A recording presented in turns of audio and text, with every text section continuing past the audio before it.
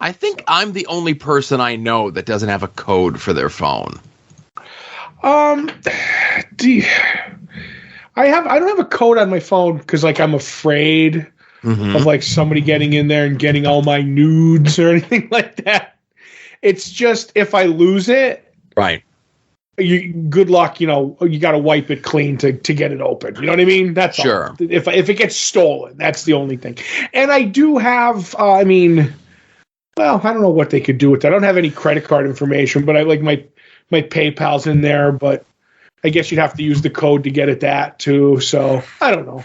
But it's simple. It's just like, 4 numbers, bing, bang, boom, and I'm done. Mm-hmm. Sometimes. But no code at all. It's just, click it and slide it. Yep. Look at you. No fear. No fear supposed to. Living dangerously. Yep. No, listen, I don't let my phone out of my sight, I don't let mine out of my sight either, but, And you're a loyal man, so... But what if somebody gets into your J. Edgar Hoover file on your phone? My J. Edgar Hoover file? Yeah, where you have all your video caps of like texts and stuff like that. That's fine. I actually was I was actually clearing that out today. Did you do a file purge? You know what? I'll do like a weekly file purge because I'll take screen caps for stuff for Pokemon Go and tweet those out. Right. There's a bit in the game where you have to take a picture of your little friend walking around with you once a day. Okay. And like all the little rewards that you have to do, there's picture stuff with that. And then like sometimes I'll screen cap something real quick just for the moment. And then, like, the moment has passed and we're gone. But, like, I stumbled upon one that was in there from, like, February of 2020. Mm-hmm. And it was – because usually everything's in their own separate folders as well, right? Right. But this one was just kind of, like, in a – like, just a random folder. And it was someone's tweet from February of 2020. And I went – and saw that it wasn't like a deleted tweet, because usually that's what will happen is there were people, again, I don't want to give incriminating information away, but there were people that I put on alert when they tweet because they would tweet something out and then immediately regret it and delete it. Right. So because I get the alert, I could pull it up, and then just as long as I don't leave the Twitter app, the tweet won't go away even if they delete it. Right. So then when I see they delete it, I screen cap it and send it to them to torment them and say, for shame, I know what you tried to do, just to mess with them, right? Right, right. And and this tweet wasn't deleted or nothing like that. So I sent the screen cap to the person who tweeted it out with the link to their tweet, and I'm like, it's been almost 3 years. Nothing ever came of this. Was everything okay? And they're like, I literally have no memory of what that was about, Right. And because it was February of 2020, it was like 2 weeks before COVID hit, Right. He was, they were probably in like a ketamine, like induced haze or something. So they don't remember. Allegedly. Right. I don't know. I'm busting. So could be anything, but it was just like one of those things where it's like, yeah, something might've been brewing. And then, the pandemic happened and like, whatever that was kind of went by the wayside, Right. Though I think you should charge money to people if they come like to you. Like, if you want, I'm not saying I have one, but if you pay me X amount of dollars, I'll show you your file. Mm-hmm. And like maybe there's nothing in that file, and then that person wasted their money. You know what I mean? So, but I think there's an opportunity to be had there. Oh, there's that word again. I will say a majority of the people I have files on are bad people. Are bad people who aren't reaching out to me. Right. And many of them no longer exist in the social media space. Okay. There's a couple, 2, 3 that I have. No, people. I think I could point to 1 or 2, but that's about it. A couple, 2, 3 people cocking off maybe before they got TV contracts. Now, they were in the right. They were 100% of the right. Right, but it could be damaging, is what you're saying. Yeah, and again, even in context tweet from 6 years ago, No, I get you. Yeah. I'd really like to see all your co-hosts' files, to tell you the truth. I got nothing on you. You behave. I do delete tweets though, but it's usually for typos. Right, and that's the thing. Typo, I let you slide. Or an extra space when you're writing. I got nothing on Adam. Oh. But there is a secret chat that Adam and I and someone else, who I'm not going to name because I don't want to incriminate them. I know who it is. Okay, are in. Yep. And that kind of started as like, listen, I was, you know how you could be added to a group, maybe against your will, Yep. And then like, if you wanted to, you could mute the notifications or you could remove yourself from the group. Yep. Well, I've done neither of those things. No, okay, good for you. Yeah. You're just a fly on the wall. As long as you don't interact, you have plausible deniability. Well, that tells me you've interacted, and I think I know what group this is too. Okay. I believe is this the group that started as a certain person's appreciation group? Yeah. Okay, I'm in the know on this. Okay. I can honestly say it was probably both of you who told me about this chat at one point or another. So gotcha. Not the third person, because I don't speak to the third person in person. So nothing else going on with you? Everything's okay? Yeah, everything's okay. Like I said, I keep a low profile. I don't leave the house. Had a few pops on Saturday, and kept all my tweets to myself. Thank God. I didn't hit send and went to sleep. So that's it. So we have information to discuss regarding next year's Todd and Joe have issues, right? Yep. And we're reading something this time, and the poll won with Sandman. Yes. Now, I will say some of the stuff that was on the poll last year and some of the suggestions that we got are going to go on next year's poll, right. Unless we get some sort of wild hair up our ass like we did last time, where we do like the whole Spider-Man versus Batman Rogues Gallery deal. Right, but I like the one where we just read something, but I don't. Yeah, for sure. So Todd's idea was Sandman. Right. So what's the deal? How are we tackling this? I know there's more than I know you're pitching more than the 75 issues that there are in the regular Sandman run. Right. Because there's 75 issues in the Sandman run. Then there's obviously the Orpheus special, which counts because that's very important to the story. So go ahead. I'll wait for you to go through everything. Right. So now, like right there, and then of actual stories of Sandman written by Neil Gaiman. That's just Sandman. That's 1 to 75. That's special. Then maybe because it's mentioned in there, the first Death miniseries, because they lay out like what Death can do once every century. So there's that. So if that's just on the table, that's 75, 76, 77, 78, 79 issues. But after that, there's a bunch of short stories that pop up in like Vertigo Winter's Edge. They're like 8 or 6 or 10 page stories. There's 3 of them. And I'm going by what was in my absolutes. You know what I mean? The absolutes have everything. They have all the Neil Gaiman stories ever. So there's the 3 short stories in each Vertigo Winter's Edge. There's a story on the box of a Sandman statue. There's a Vertigo preview that has a short story. A Vertigo Jam that has a short story. 9/11 special has a short Death story. Death Talks About Life pamphlet. There's a Last Sandman story that's a prose, like 1 or 2 pages from a collection. Then there's actually the Dream Hunters miniseries, which is 4 issues that Neil Gaiman wrote about Sandman. Sandman Endless Night, which is a hardcover that has one short story, but basically one comic for each of the 7 Endless. There's a Sandman Midnight Theater special, Sandman Overture, which is 6 issues, then the 2 Death miniseries, which is, I mentioned the first one already. And that's everything. We can whittle that down, but I think like those are all in the absolute, so they're all canological. And okay.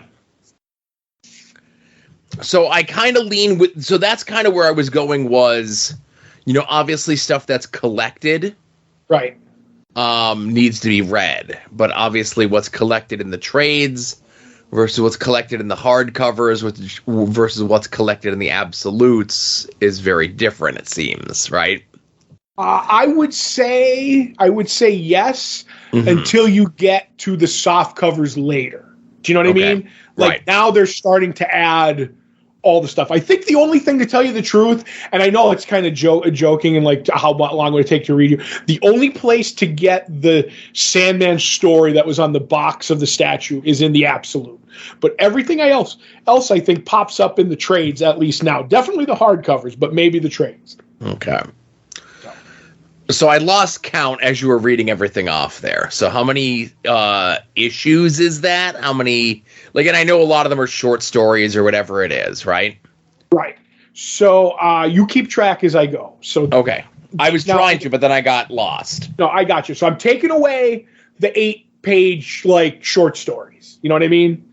So after 75, there's the Sandman special. That's one.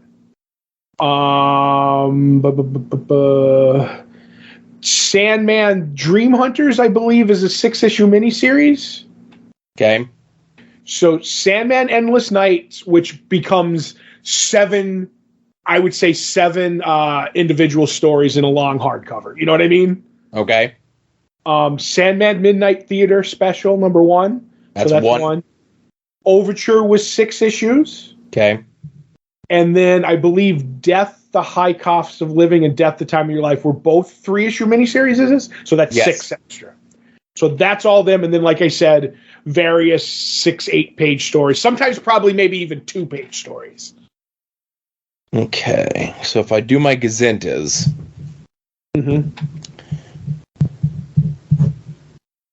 That is 102 issues. Which would almost be 2 issues a week. Yeah. Okay, so that's not as daunting as I thought it was. Right. Now, obviously, you could pepper in the 8-page stories, because I know, like, obviously, like, the Orpheus special is, like, 48-pager, right? Right. The Sandman, the Sandman, Golden Age Sandman Mystery Theater thing, crossover, that's kind of like a bigger thing. Some of the mini-series are like larger sized things too, right? Right, because back then comics weren't 20 pages either, you know what I mean? Well, no, what I mean is like Dream Hunters, I don't think was like a regular 22-page comic, or Overture wasn't a regular 22-page comic. They were like a little bit bigger, right? Overture, yes. And I want to say the one that only throws me off is Dream Hunters. I'm trying to remember if Dream Hunters was a one-shot hardcover or it was 6 individual issues. Do you know what I mean? But either way, it probably runs out to about the same, if that makes any sense. So, get that up now. So, obviously, we could lean... and this is just me throwing things out there. As we're spitballing this and working it together, Right. Obviously some of the shorter 22 to 26 page stories that we get early on, we could even do 3 a week. Right. So that when we get to the back half where there's more larger things, yep, we could bust those down to like a 2 or a 1 if need be. Yep. Because, like, obviously another thing that I'm looking at is page count, because if we get 2, if it just works out that, like, 2 regular 22-page issues versus 2 48-page stories together, Right, right. You know, 1 week early on we're reading 2 comics, another week later on we're reading like 5 comics, just because of the sheer volume of the issues, you know? Right. And like I said, that one Endless Night, which is the 7, that's meant to be read as one, but obviously I'm trying to space it out. Yeah, yeah. Shave off 2 issues for Dream Hunters. That was an original novel that they adapted to a 4-issue comic. So it's probably 100 issues. Right. So we're at 100 issues. Okay. So now, this is why I wanted to talk about this here on the show, because the onus is now on you to chronologically put all this in order. And okay, here's the thing I have, and I went to a site and I cut and pasted stuff. So let me just open my thing again. So what happens is I have the template, but I don't have them in order. Let me just put it this way, like Sandman, Endless Nights, I know what day it came out in 2003. Sandman Overture, well, that would be at the end of everything. That was 5 issues, and like the little Vertigo jams and little 8-page stories, I have like that came out in August of '93, so I could pepper them wherever they go.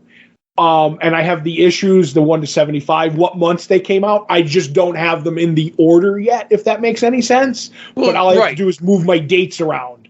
Right, yet you don't.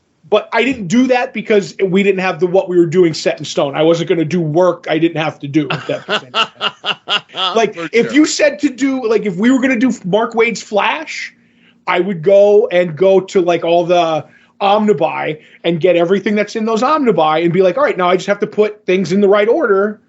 But I have that, too. But I'm like, oh, I'm not doing that until I know that's the thing we're doing. So. Right. But yeah, I could do all that. Yep, so that'll give you approximately 2 weeks to get cracking on that? Yep.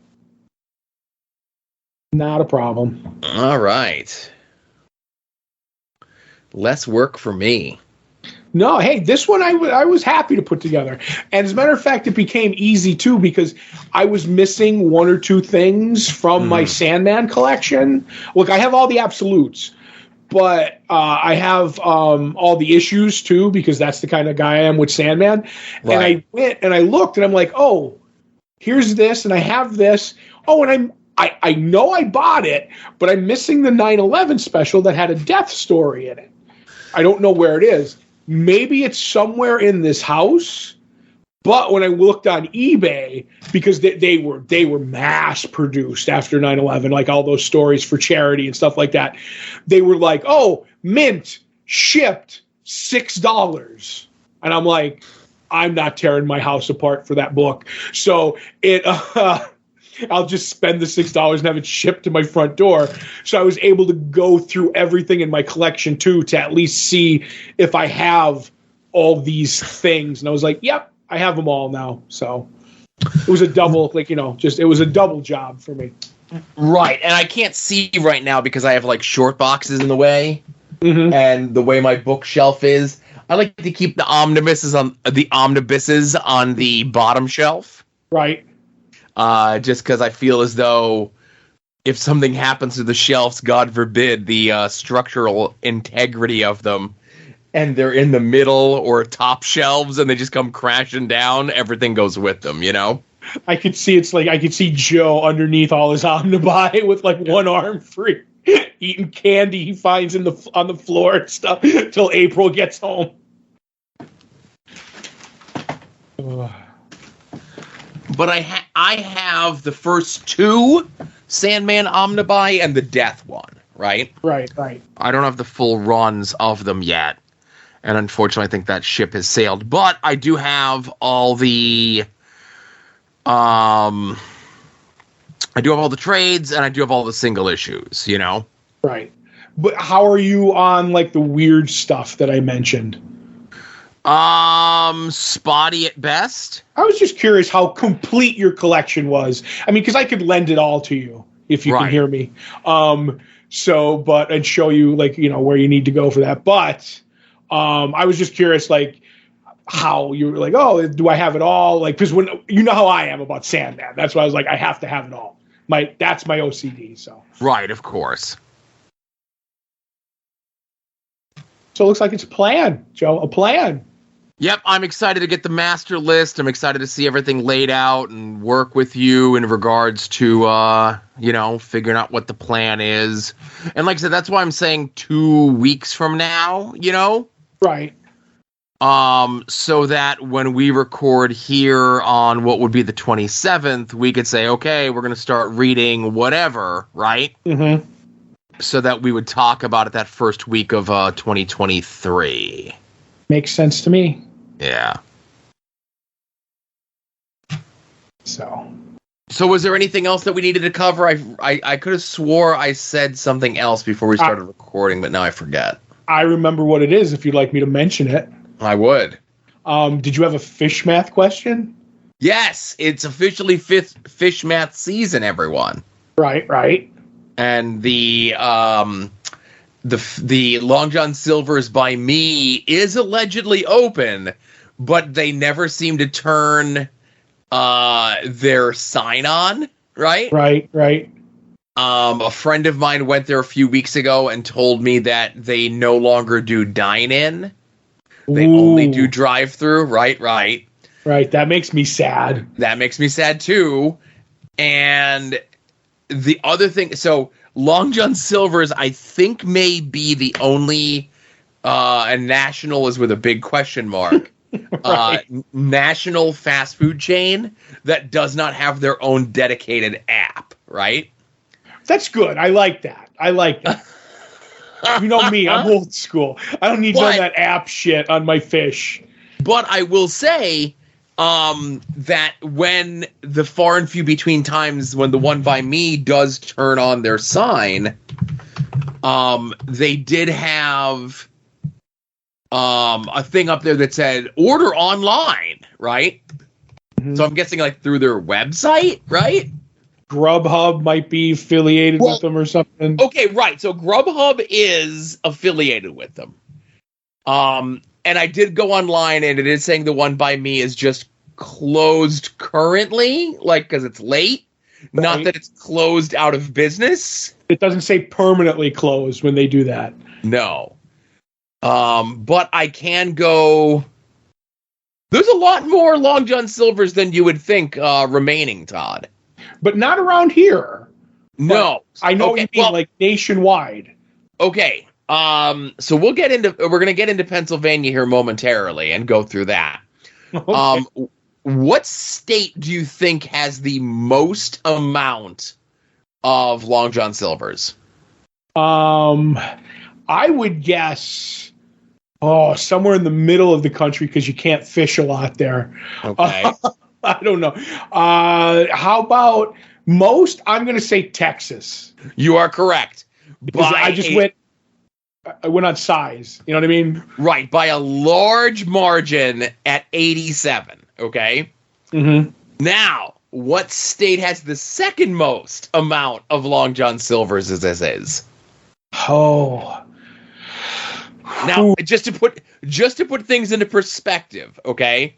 Mm-hmm. There's several states, Massachusetts, Louisiana, Minnesota, New Jersey, Washington, Wyoming, that just have one in the entire state, okay? Sad state of existence right there. Right. Now, I didn't go... I could sit here and try to figure out, like, oh, here's the ones that don't have them, right? Mm-hmm. But Texas has 87 Long John Silver's in the entire state. Number 2 state that has the most has 56. Ooh, that's a lot. I don't want to hit and half like too much. Right. I'm gonna guess Florida. Indiana. Oh, the Hoosiers love their fish. And there's only 37 states that have Long John Silver's in them. I don't like those odds. I know. I don't like it either. There's the one left in Scranton. Like, all the little towns just have one left, Right. Oh, Christmas is going to be crazy. Well, what I'm doing is I'm trying to look to see on here what technically my town is. Okay, that's technically Edwardsville is what they have, right? Mm-hmm. Okay, so there's no dedicated app, but they have a thing where you could order with order delivery with Uber Eats or DoorDash, or you could order right through their website to go pick it up in store. Well, there you go. So, have you gotten the order yet? Have you gotten all the other whatevers yet? No, it started the other day. As we record this, is a Tuesday. Monday, I got the phone call from my father about stuff. And then he was like, "Oh, by the way, for the Christmas Eve dinner on the fish, the only thing he asked me, but one question constitutes fish math season starting with my father." Right. He was like, "Do you want me to give you the money now?" Because his thing is like it's not official, but it's a tradition that the like when my grandmother was alive, his mother, she paid for everything. Like, you go get this and I'll cook it. But I pay for everything. And my brother's like, "Oh, well, he makes the soups." He's like, "Oh, I'll go get the mushrooms. I'll go get the whatever." He's like, No. I pay for everything. So fine. That's whatever. You're the head of the household, tradition, blah, blah, blah. But I'm like, no, it's December, 5th. Like, let's relax. He's like, "Oh, okay." Well, I said, "And when I get the head count," because I don't know we have 2 weeks of people's yes and knowing and coming and not coming. When we get closer, I'll get a number, and that's when I'll do the math. Oh, I got an okay from my father, which means in 2 days he's going to call me and ask me what I think I should buy.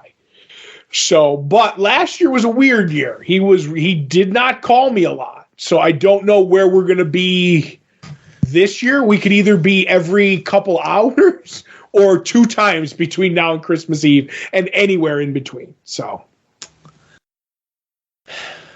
I was seeing how the pump was being primed, It's always a surprise to me, No two fish math. They're like snowflakes, fish maths, Joe. No Yes. two are alike.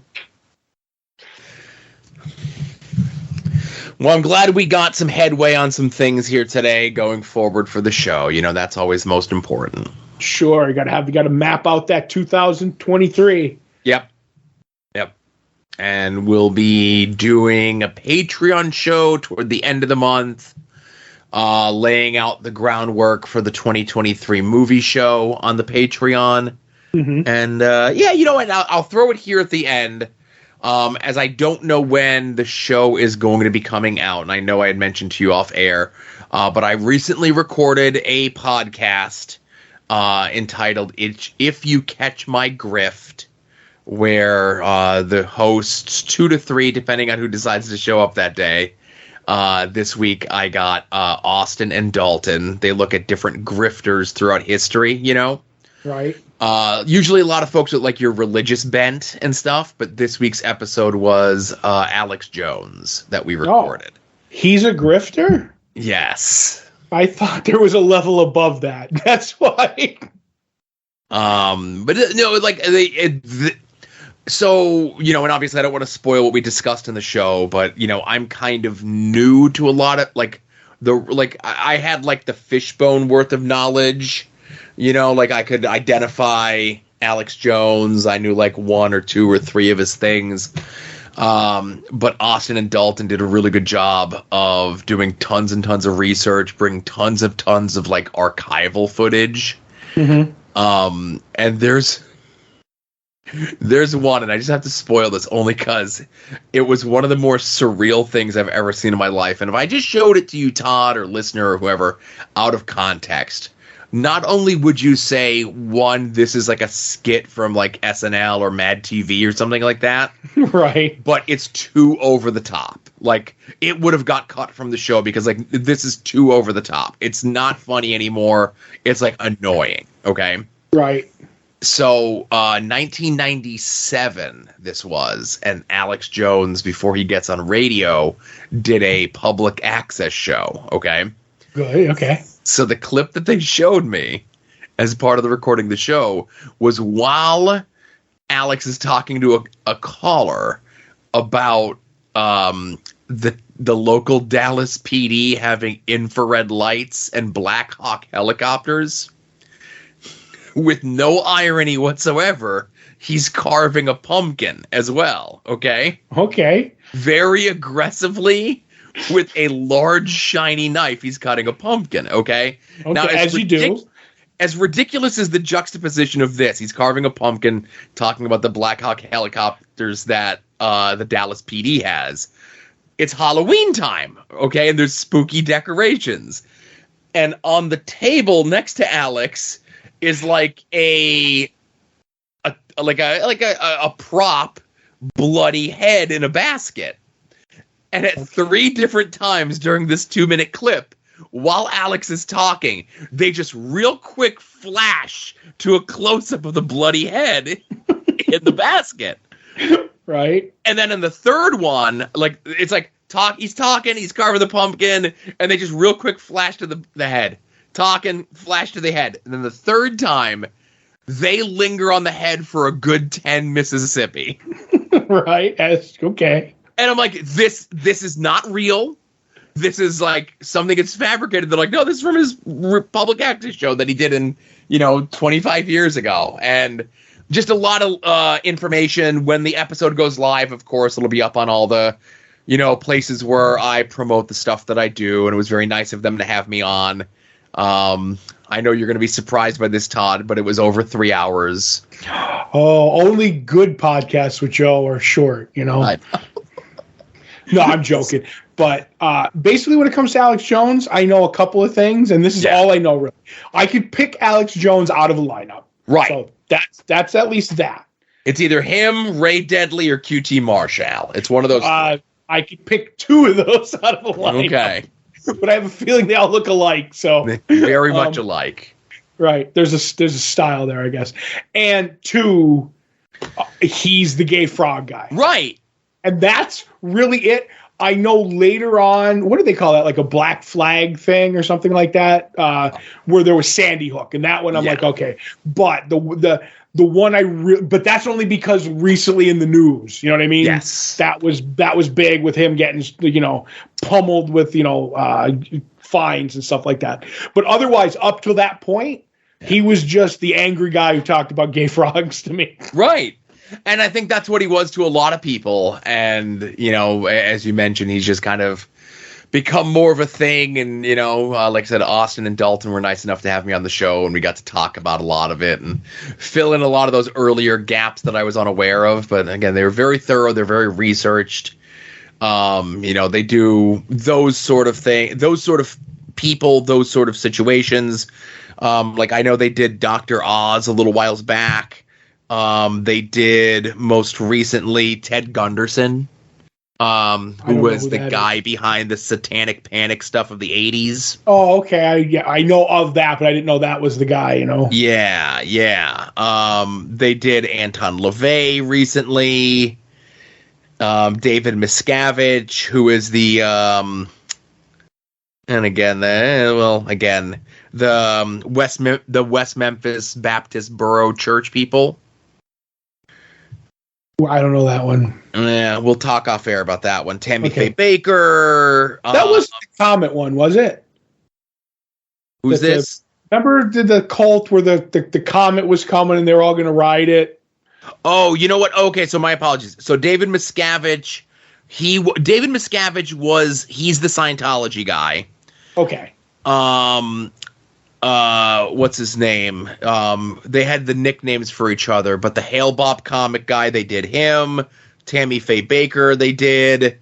And Fred Phelps is the Westboro Memphis Baptist Church guy. I know him. He's the one that goes all yes. Has the signs, and then I like the bikers show up and rev their bikes to get over on them. Yes.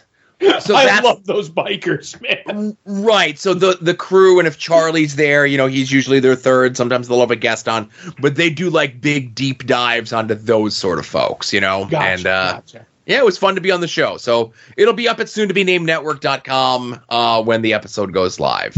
Cool. Maybe I'll listen to that one. Maybe you will, Todd. Maybe you will.